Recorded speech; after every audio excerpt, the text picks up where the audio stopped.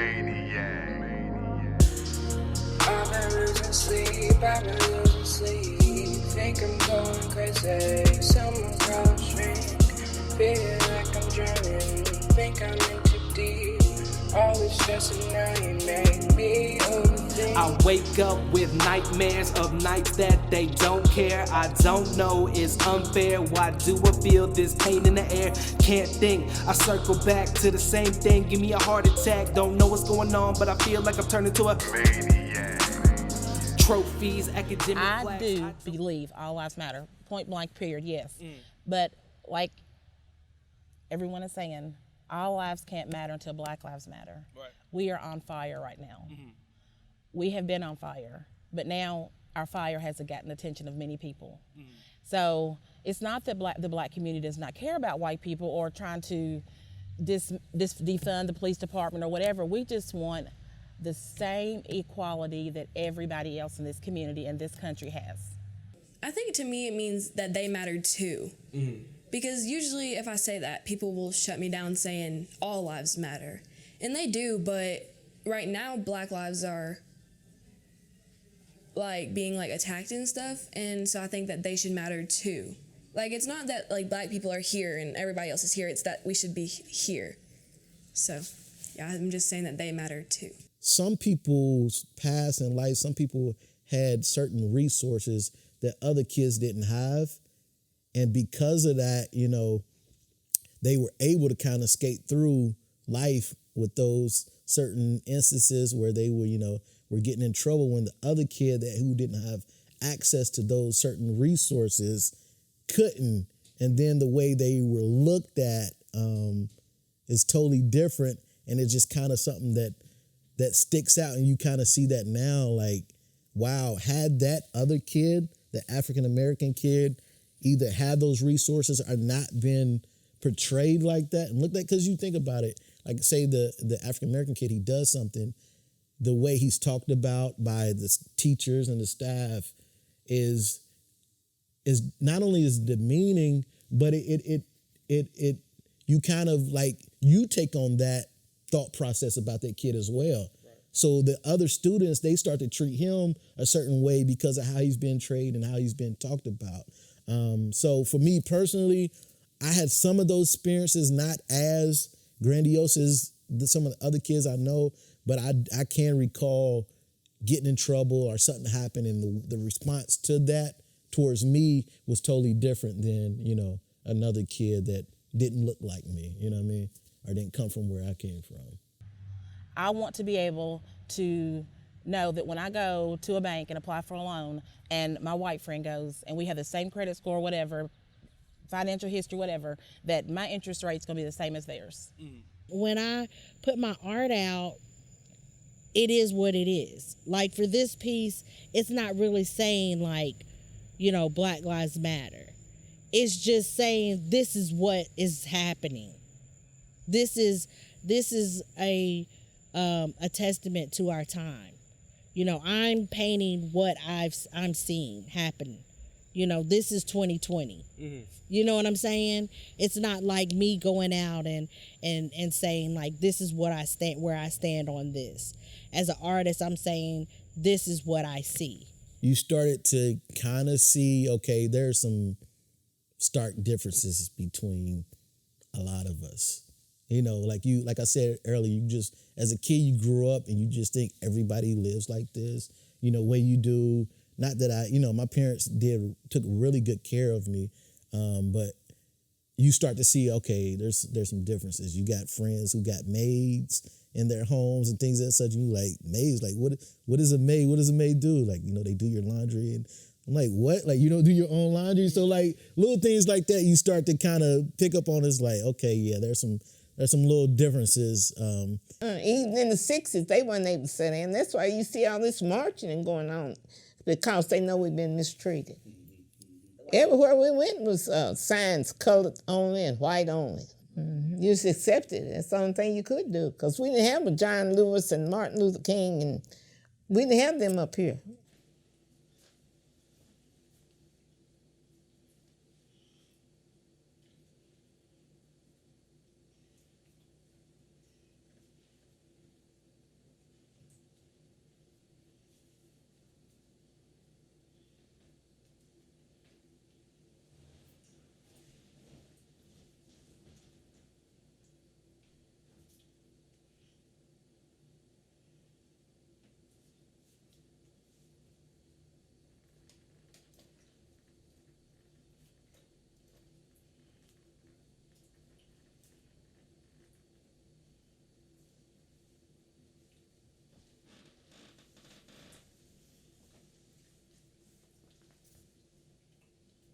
there was only one time that I could really say that it made me uncomfortable. And I've been in plenty of situations where I felt like I said I've been stereotyped or racially profiled. But there was only one time that I could really say made me feel some kind of way. We were at Bait though, a middle school game, and I was going to unlock the locker room for the opposing team. Mm-hmm. And I heard one of the little girls say, "He looks like a thug. He looks like a thug." I just heard it, and that like it's before the game, so like no fans are there yet. It's just me and the other team, and their coaches. And I heard it. I didn't respond to it. I didn't react to it. So I unlocked the door. There y'all go. Some of the other girls was like, "Thank you. This locker room was nice." Like I remember hearing all that stuff, but that stood out to me. I don't know which girl it was. Like I said, I'm not gonna say the team, but it stood out to me, and the reason it stood out is because I don't feel any kind of way towards that girl. She's just a little girl. What bothers me, and still to this day bothers me, is somebody taught her to think that way. She's 11. There's no way that she's just like, oh, that's a thug based off because of my hair and my tattoos, like I said, and my skin color.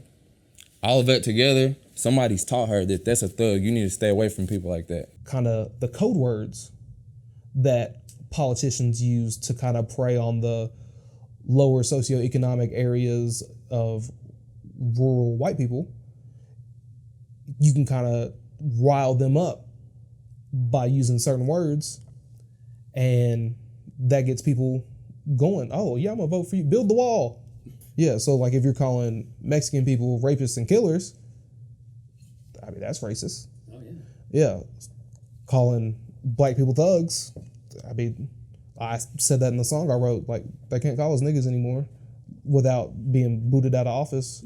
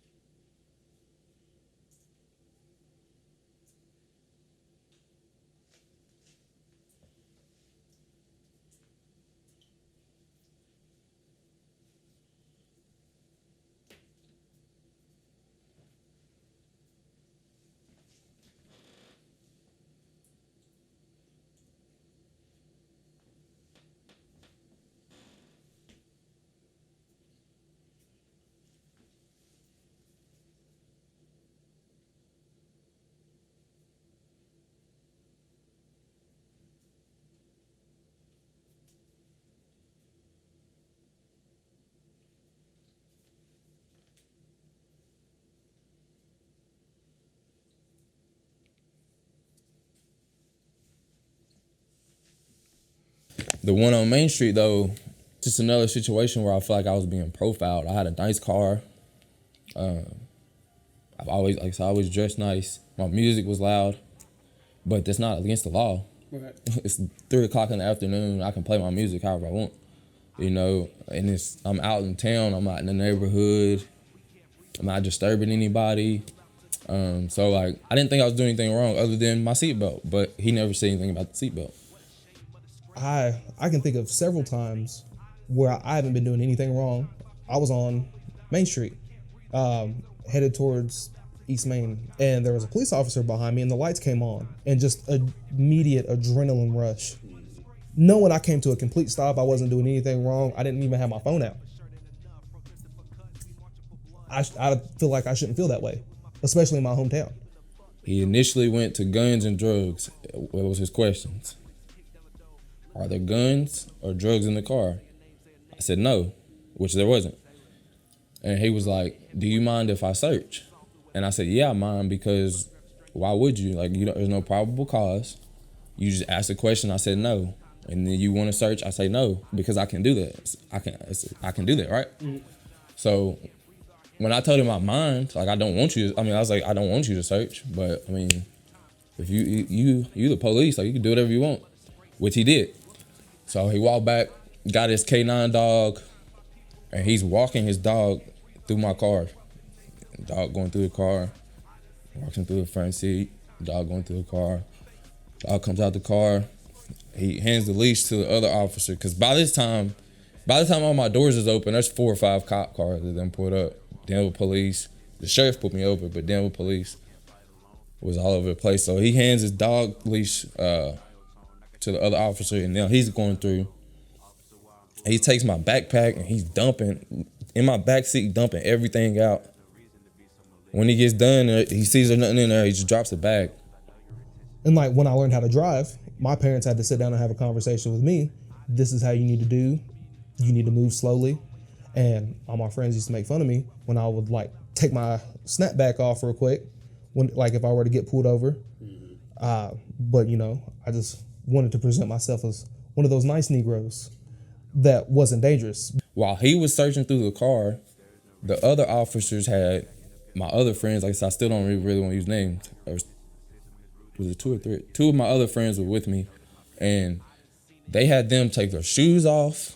So they were searching them all the way down to their socks, patting them down, patting their shoes, shaking their shoes off, while I'm over talking to the sheriff, me and the sheriff, and he got my other 2 friends, and they patting them down.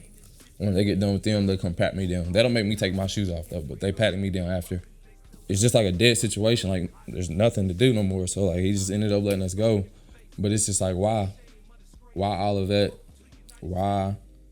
I've been pulled over and the officer goes right by strict protocol and he asks questions. Or he comes up and says, I pulled you over because, or do you know why I pulled you over? Questions like that. Do you have a license? Like all that stuff. None of this happened. And this is not the only time that's happened. Not many things have happened to me because for some reason, like, I don't know, not many things have happened to me because I'm not threatening, I guess, I don't know. Not threatening specifically, but I feel like they just target black men more than they do black women.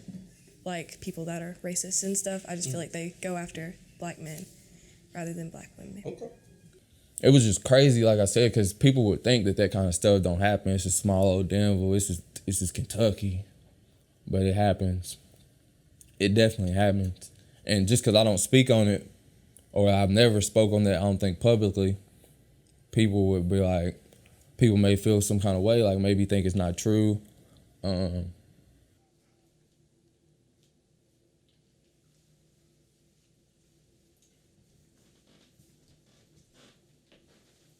We live in such a small town. It's kind of difficult to really say what you have to say without becoming a target. You know what I'm saying? In order to have peace, a lot of people just don't say anything, you know, and it's sad.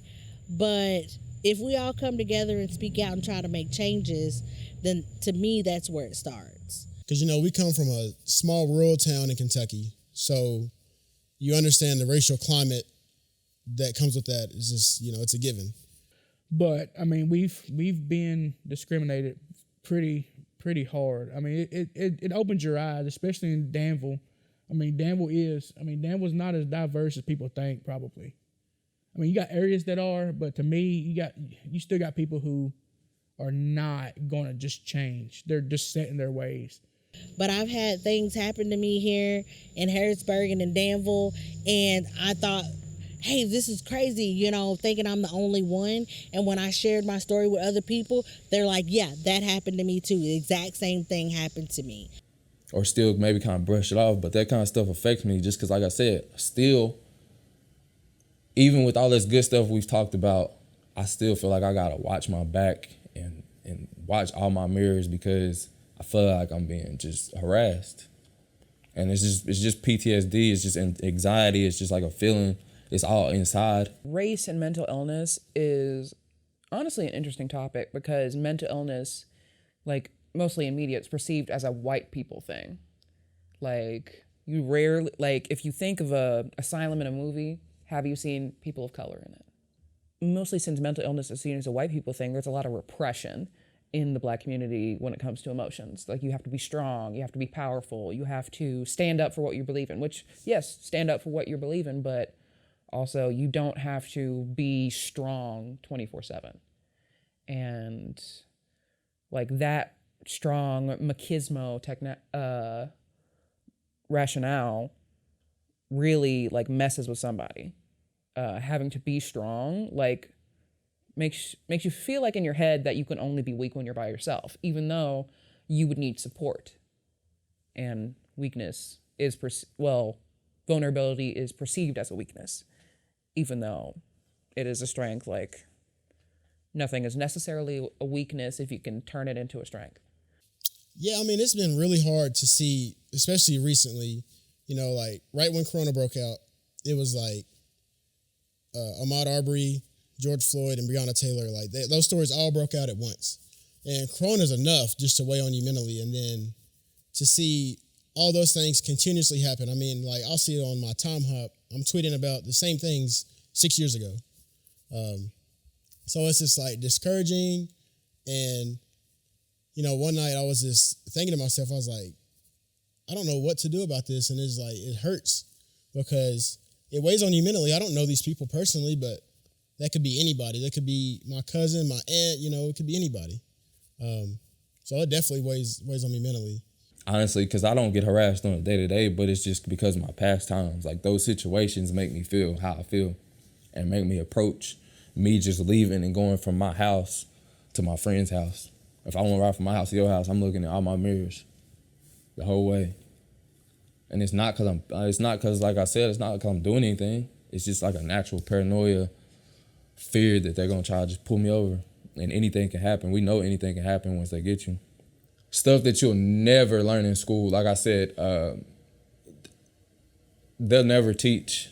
They don't teach Black history in school, for one. If they do, the Black history that's taught in the curriculum at schools, you learn about Martin Luther King, you learn about Rosa Parks, Frederick Douglass, like a couple people that I can count on my hand. But there's plenty of people that were influential, that done certain things.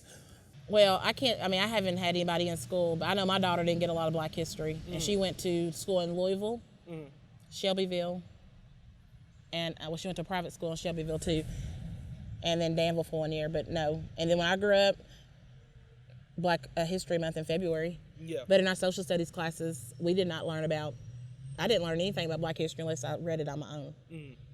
Just that Black History Month is the only time that anything, and it was always Martin Luther King, same ones, like, you know, we had to find out about the other, you know, everybody else on our own. It was always the same ones. And it's just like, it was mind blowing to me. Like, I thought about this probably 6 months ago.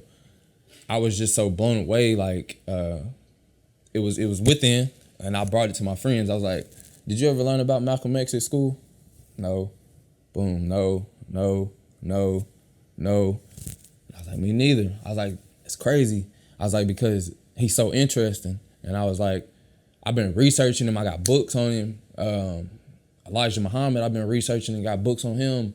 And the whole Muslim, like, this is just stuff that is new. And I'm 25 years old. And I went to school my whole life. Why do I not know about this stuff? If you want, like I said, if you want to learn about that stuff, you have to do your own research. The school system, as much as I just talk good about it, I never talked about the curriculum. The curriculum is trash. But it is good to do, like, social interaction and stuff. And you can learn a lot in school, but like I said, there's so much stuff that's just left out, and it shouldn't be. Malcolm X is interesting to me. So when I research him and he's giving a speech in 1962, and he could give that same speech today, and it'd be very relevant. He could say the same words, and it would be relevant today. I'd say I was in the second grade, first time I got called the N-word. But yeah, I was like, oh, I can't believe you called me that. What is wrong with you? I went and told on him and everything. Then I talked to my parents, and they kind of explained to me what I just said. So that one was an eye-opener for me. Like, okay, well, maybe this word isn't necessarily a bad word unless certain people say it. Like, at a basketball game, I was going to say hi to my friend on the other team, and a couple of boys said, I had my hair down and, like, my natural hair curly and stuff, and they told me that my hair was messy, and they said that I was orange, like my skin was orange. I don't know. It was just really bad. So I went off on them. I got called a nigger the first time I was probably 5 or 6 at Bunny Davis, and I didn't even know what it meant. Yeah, you'd hear it just like over, more so in the middle school in sports. You know what teams were going to say it. I don't need to say it, but coaches would prepare us for it. And so it's normalized almost. I remember with a certain group of friends. We were running across Houstonville Road, and it was bad. We was running through traffic, so like, they had the right to yell at us, but he's like, I'm not gonna say everything, but get out the effing road, you effing nigger. Like, we were like 12, you know?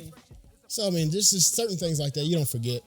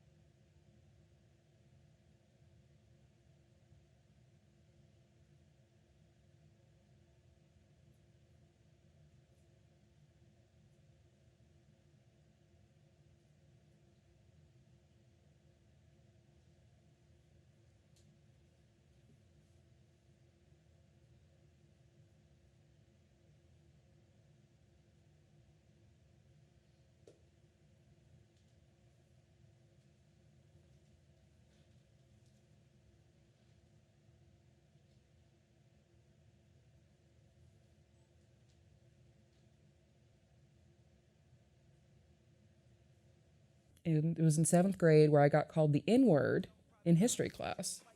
ER and everything. Wow. Yeah. And I told the teacher immediately. I was crying, and he went to the principal. It was an interim thing at the time. Went to her. I was in the office, and the more memorable thing of that experience was she gave me a mint to make me feel better for being called a slur. Did it make you feel better? No.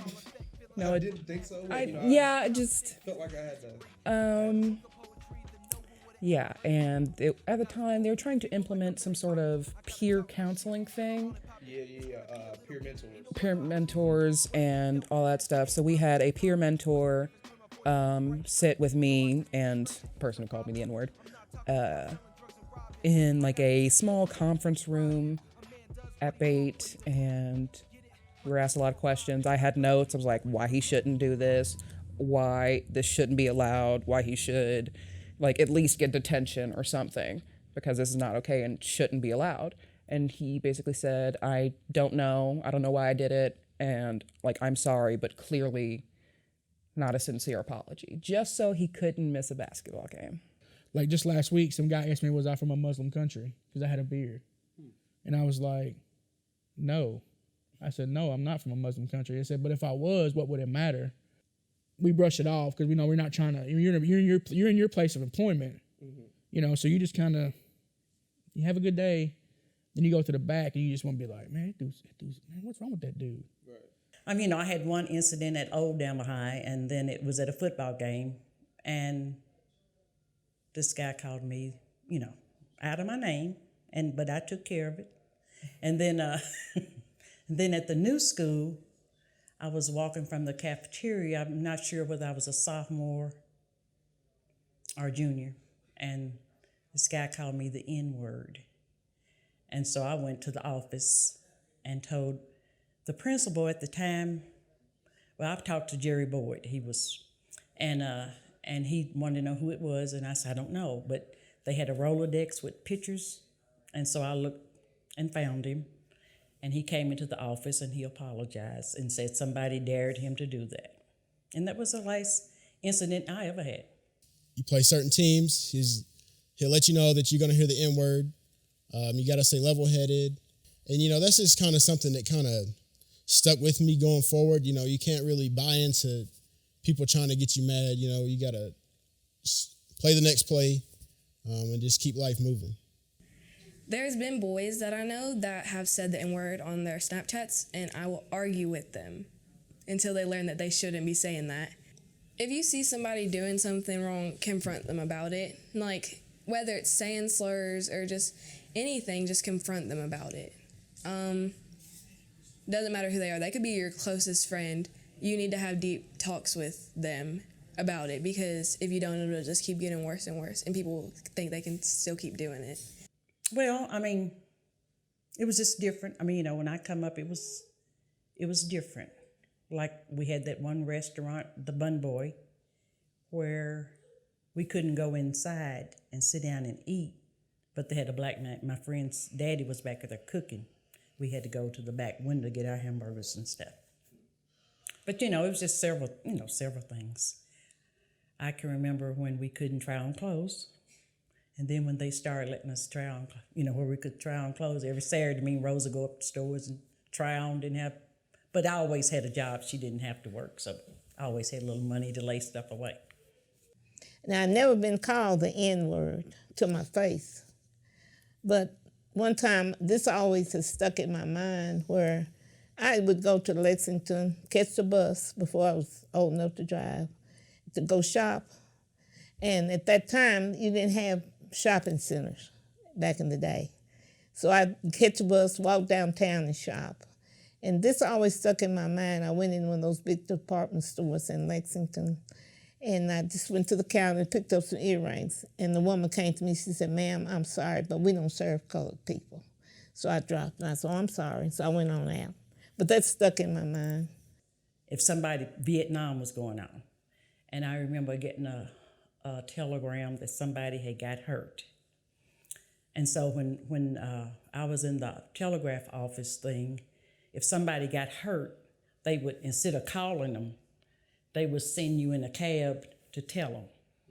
And so I went to tell this family that their son or whatever had been hurt, and they didn't want to talk to me because I was black. So I just gave them because it was printed out on paper also, so I just handed them the paper and got back in the cab and went back to the store. I remember early in high school, I wanted to date this one girl, and she asked her parents if we could, and they were like, absolutely not, and they grounded her. But yeah, that's like a problem, is that people's families sometimes don't accept that their son or daughter is dating somebody of a different skin color. Well, I dated a white girl in college, and whenever it was time for me to meet her parents, we were at a volleyball game, and I, went to shake his hand. I was like, "Hi, I'm Elliot," and I was just like, and he just gave me a dirty look, didn't stick his hand out.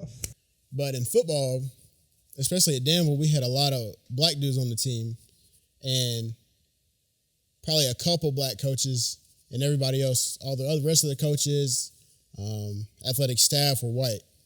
And I never felt any type of mistreatment or anything like that from them.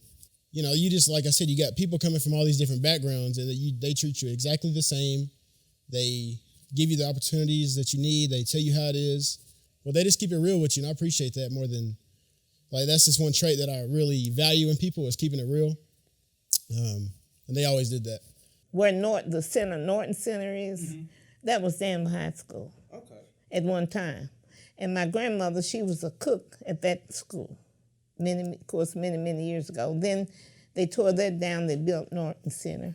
So we enjoyed going to Bate High School, and we'd have plays, and we'd have ball games. In the summertime, we couldn't go to swimming pools. Only time we got to go to a swimming pool would be in Lexington at Douglas Park. And then at Danville High School, we got, like I said, we get personal attention. We did. All those teachers was wonderful. Well, the textbooks, we had textbooks, but they were used textbooks. They would give us the textbooks when they were finished with them in Danville schools. We'd get the leftover textbooks. And in your textbooks, you'd have Mary and Sally and Susie and all them names being in your book, so you scratch them out and put your name in it. I try not to make, a deal or no deal judgment on somebody based on how they vote. Because I really make an effort to do that, because I know people that have been really influential in my life don't vote the same way I do. That doesn't mean that they're a bad person. That doesn't mean that we can't be cordial. We can't talk about everything else but politics, But that should not be what the political parties are about. You should be able to look, this is what we stand for, and racism shouldn't be one of those. People are looking to us to make changes. We've had Mitch McConnell serving and representing Kentucky for like over 30 years. People are wanting some change. They're looking to us to make changes in Kentucky. And I don't know how that's going to work out. They're looking to us to make that arrest, for Breonna Taylor's killers, and I don't know how that's gonna go. But the way race is kind of grouped in the same category as politics, whereas it shouldn't be, it's not political. But on that note, if they felt the same way he does about, black people, for instance, or any person of color, then that's a deal breaker. Barack Obama, for sure. We grew up, we had never heard of a black president, and then all the people after us, these are little kids growing up seeing a black president. And I feel like that's just going to benefit them so much in their confidence, their what goals they set for themselves, and so forth. So he's always been somebody that I feel like is just a true leader, a simple leader, He cares about people. He cares about all people. No matter what, he cares about all people. And I think that's very important as a leader of an entire country. But yeah, definitely Charles Booker, just that wave he had. I don't want to call it a wave, but just seeing him and how he, how his campaign went, and just seeing somebody genuine like that, I definitely was inspired by that. Definitely inspired by him, yeah. He's still my president. Barack is still my president. He's still my president because I think he loved all people. Didn't make no difference. Mm-hmm. Michelle Obama, because she's a strong black woman and she serves as an advocate for women's rights. And I just think that she's really inspirational and she is one of my idols. It makes me sad that it's taken this long for a governor of Kentucky to call all these things out, but it's sad that it took a virus to come about for us for our government to realize this. And I thank God that we have someone in there who is willing to call out these things for us. I was at Moorhead when Robert Kennedy and Martin Luther King, when both of them got assassinated, so that was hard. Because I had been at Moorhead, because I had been registered to vote forever all my life. And I had been asked at Moorhead about they was going to send some of us to the convention. And I had been on a list that might have got to go for Robert Kennedy, and then he got killed. Anybody in leadership, you got to look at things as a holistic view. I feel a lot of people, and that's why I think this country is so divided. Okay, when has America ever been great for black people? When? You might have thought it was because we were going to school and we have, HBCU colleges and, we have blacks here and there in leadership, whatever. But when has America really been great for black people? I remember the minute I heard that the president was getting elected, I crawled under my dorm bed and cried my eyes out. And my friend group, which is all LGBT people, at dinner, we just sat in silence. Because it was like a mourning process and fast forward. Because we heard what he was saying and what he was doing and what he's done in the past. And we knew that the progress that has been made in the past few years is just going to either try to be demolished and hurt us emotionally or actually be demolished and kill us eventually. But I know that people have to get out and vote. They think that their votes don't matter, or it's all politics. They're going to do whatever they want to do. And yeah, to some degree, but your voice does matter. You have to, voting is just as important as protesting. I actually registered I was 17, going to be 18, and Edmund Henson was running for, and I worked at Playhouse, and he was running for mayor, and I registered to vote for him, and I've been registered ever since. They lead just by what their per se what their own thoughts and beliefs are, which is fine to be strong in your thoughts and beliefs. But if you're leading everybody, then you got to look at it holistically, as in, okay, this is what I want to happen. This is my goals, or how are my plans, or my beliefs, or my, whatever. But how can I make it to where everybody still feels comfortable, everybody still feels okay, whether they don't agree with it or not? Like we can disagree, but we don't have to be disagreeable, and where it leads to where I'm lashing out at you, you lashing back out at me, because we're disrespectful, or we allow others to be disrespectful and we don't speak against that. Yeah, I mean, and it's tough because you don't want to write people off, but just because, like I said, they vote differently. But like you kind of mentioned, when it goes into the race aspect, I can't associate with anybody in my personal life that doesn't view Black people as like true human the same way everyone else is, I don't know. I've never really paid attention to like the government specifically, but I just don't think that they care that much about it, and like just don't worry about it as much as they do other stuff. My biggest thing is, don't tell me what I should feel about something, like especially what's going on in America today. Like a lot of my Facebook friends, man, they don't see it as black and white. They don't see it as, Black men are dying every day on the streets at the hands of, not only police, but just people. And, but to them, well, you shouldn't feel that way. Don't tell me how I should feel,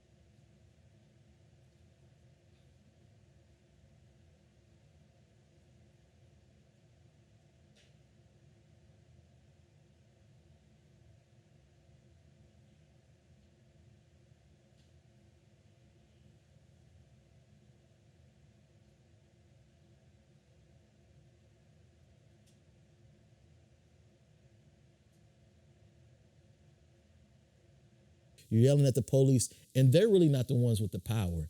And so I think that's what a lot of people don't realize. They think, get out there, we loot, we protest, we yell, we scream. But if that's all you're going to do, those police officers, they have bosses. So they're just really, essentially, some of them have other motives, but really they're just doing what they're told to do. It's their job.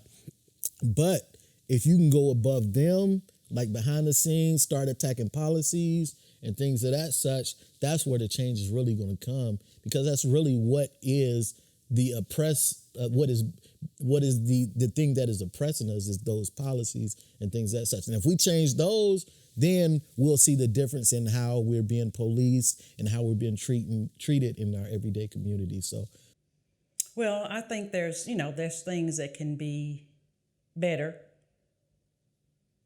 and they will be better with maybe after the next election. You have to remember that judges are elected. Mm. If nobody's running against them, they win by default. I mean, you know what I'm saying? Mm-hmm. So then you have the same person every single time, and it's a small town, so I mean, it's just sad, but that's like the reality of it. I think if Danville could be open and allow the inclusion of African Americans and others in the prominent roles, I think you'll start to see those changes. You'll start to see the changes that is needed. Because I feel like, you think like all the prominent boards and members, like there's not really too much African American representation. So when you do have maybe they're deciding on certain things or what they're going to do for the city and the town, then you really don't have that representation from African Americans to be like, okay, how about we do this? Or, you know, just a voice from them to not only just a voice, because a lot of times, like I was saying earlier about just the protesting, that's cool.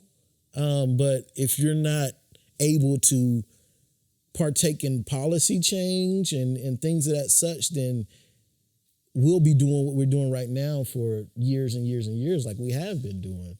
Everybody needs to be on a level playing field. I want to see Black board members on banks in Danville. I want to see Black board members at Boyle County and at Danville. I want to see Black teachers at Boyle County and Danville Christian Academy. And I want all our kids to have a chance at the same education and not have to go to school and be stressed out and worried about being bullied and picked on and not having a support system there that they can go to.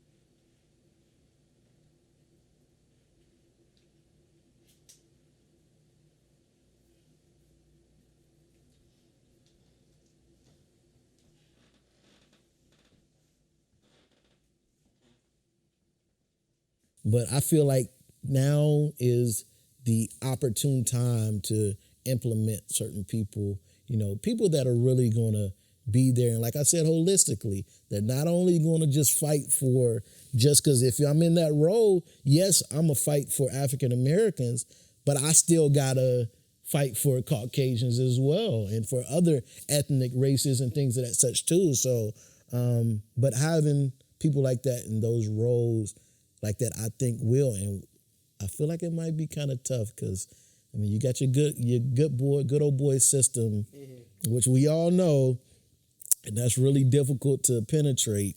But if they're able to do that and Danville be open to that, I think you'll start to really see some changes for real.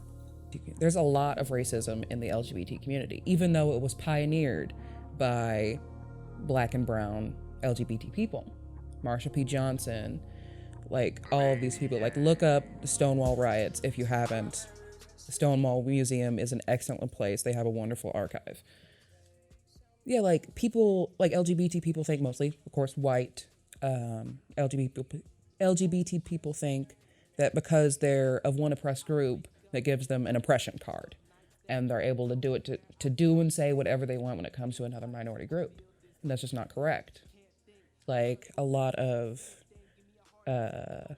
white gay men tend to use AAVE, like child, girl, yes, queen, like that is from Black women of all sexualities. And then gay men use it, and then straight people use it, and they say it's a gay thing, and it's a gay thing is cool when it's really a Black thing. And it's just a whole line of cultures that are intermingled, but people don't realize it because it's a trend. The way we are portrayed, African Americans are portrayed in the media, is completely off. Like it's sometimes it's horrible the way we're portrayed, because you think, like say African Americans, they do some type of protest or something, they always pinpoint the negative aspect it's hard enough to be a person of color and to do any phenomenal act in America without being criticized or judged. But why is it that, people of color always have to be 110 times greater than the average person just to be admired or accepted? Because it's time to take a stand. If we're good enough, if our athletes and stuff are good enough to go play sports, for white people to sit there and holler who win us a game, then their lives should matter. It's just not on Sundays when they're on the TV, NFL, or at Rupp Arena playing basketball, or U of L, or whatever college. If you want them there and you want us here, then you treat us like everybody else, like you want us here. Scrolling through like a thread of people arguing about all the social injustice, then you see stuff like, oh, well, more white people are killed by the cops than black people. I understand that. It's not the point. But if you have 500 white people and 50 black people and 40 black people are getting killed and 40 white people are getting killed. I say some people are still slaves to the government because they imprison black men. They get them one charge. They get on a black man, and then that's his whole life. He's going to be a target, and he has nowhere to go but to the streets. It's hard for him to get a job because of his record. Nobody's going to give him a second chance because because he's black. But a white man can get the same charge and go get a decent job than a black man can. So when is America being great for black people? Or if an African American gets shot or killed by whether it's police or whoever it is, the first thing they do is go look at their background. They bring up, and not only that, the picture they showed, I had like a side-by-side picture in my phone where they showed a Caucasian guy that did something, and then they showed an African American that did something far less, and then just the caption of it was like, for the Caucasian, I'm paraphrasing, this man was allegedly, or this man was accused of doing such and such and such. And then for the black guy, the African American, it's like, this guy did such and such. They'll just go ahead and just say, like, he did not allege, not accused. It's just the way they portrayed is horrible. And I think it further perpetuates that ideal that this is how African Americans are, when actuality is not. It's just how they're being portrayed. We all kind of got together. We had Black Student Union, and there wasn't just black people in the Black Student Union. There were whites, blacks. We always had like a BSU homecoming, BSU Queen quarter. I think it was a queen or something like that.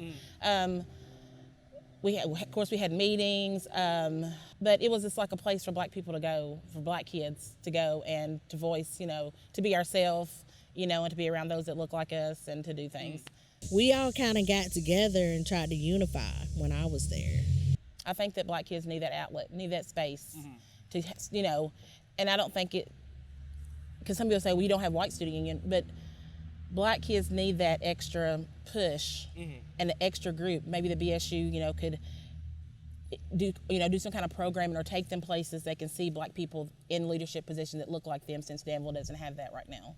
As a black woman, when we speak out, it's like, oh, she's an angry black woman. I'm not. Yeah, I'm angry. I'm not going to deny that. Right.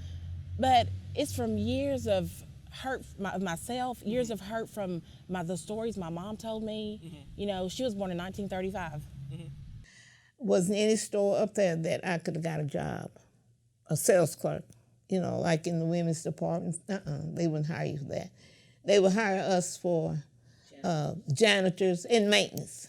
That's the only place we could get a job, would be in maintenance. And at the theater, we had to go upstairs to go see the movies in the balcony. But when you got ready to go into the theater, I paid 10 cents to get into the movies. And the whites on this side, and we was on this side. And we paid on this side a dime to go to a movie. And the white people was over here. They went in that door, I went in that door. She grew up here in Danville, 2nd Street, right on the corner down there. Well, she grew up where Lee's Famous Recipe is, but her family house when they got older was right there on the corner of 2nd Street, John Eddie's. That was my uncle. But, she told me about the times, how she walked to Bate High School and didn't have, her shoes had holes in them.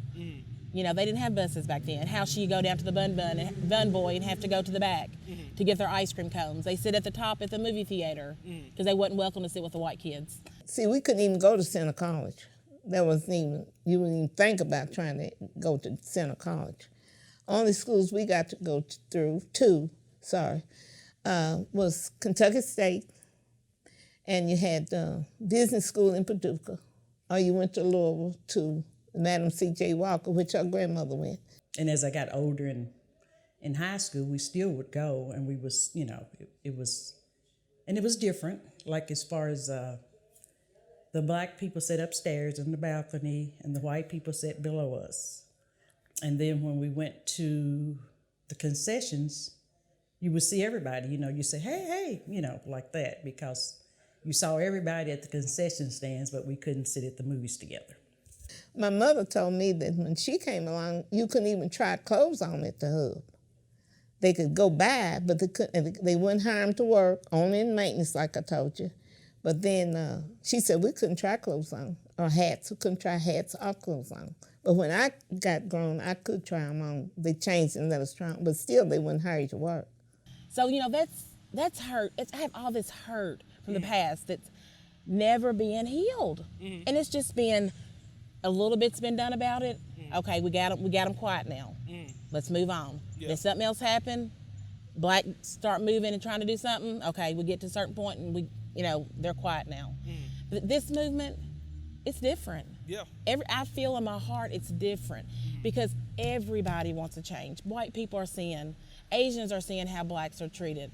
It's all over the world. People are protesting for us. I was having a conversation with one of my friends in here just the other day, and he was saying that all of the kind of progress we made with Obama, Trump is kind of undone. And I mean, I definitely see where he's coming from, because having a black president really forced those hard questions and those hard conversations. And these are his words, not mine, but I just happen to agree. As everything has kind of been amped up and ramped up, like I've seen myself more involved with a lot of different things, protests, behind the scenes, talking to some people that, work behind the scenes, work in policy, that stuff. So I really became involved. So when the whole situation in Louisville, when they heard that initial protest, I actually went to that, and we was all marching, and then a little later on in the day, that's when, the police and the riot police came, and I felt like they were trying to incite, and which they did, and it kind of got crazy. So it was kind of like, first of all, when I was walking with all those people, all different races, all different backgrounds, it was just like a beautiful sight to be with all those people and be around all those different people for the same common cause. And then just to see that, and then it just kind of like ignited a fire. Everybody plays a part, and if everybody does their part where they're effective, then as a whole it can be more important. I can empathize with a woman like this. I've been there. I've protested before. You know what I mean?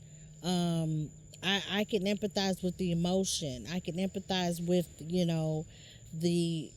the frustration of, seeing someone that looks like me being mistreated or mishandled, in the public. I can empathize with that. Really search for what your passion is, like trying to figure out what your passion is and make a life out of that.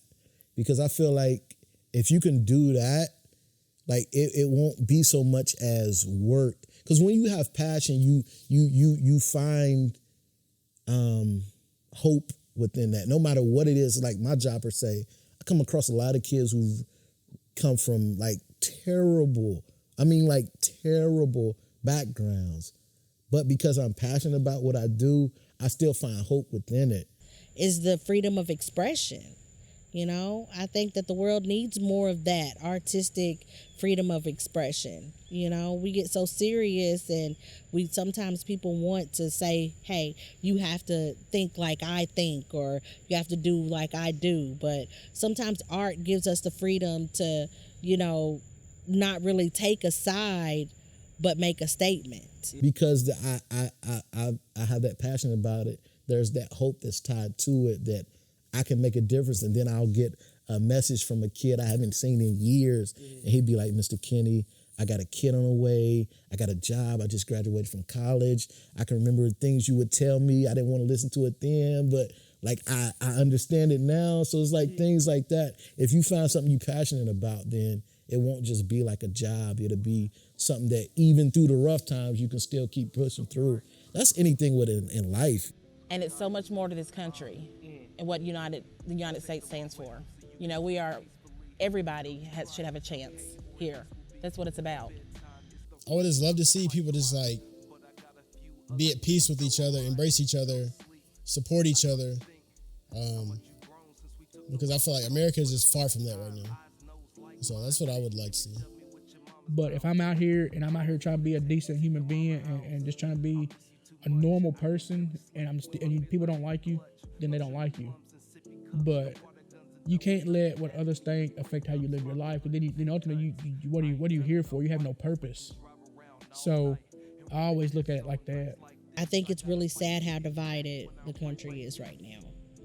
I think it's really sad. I think we should actually be at a point in our lives in America.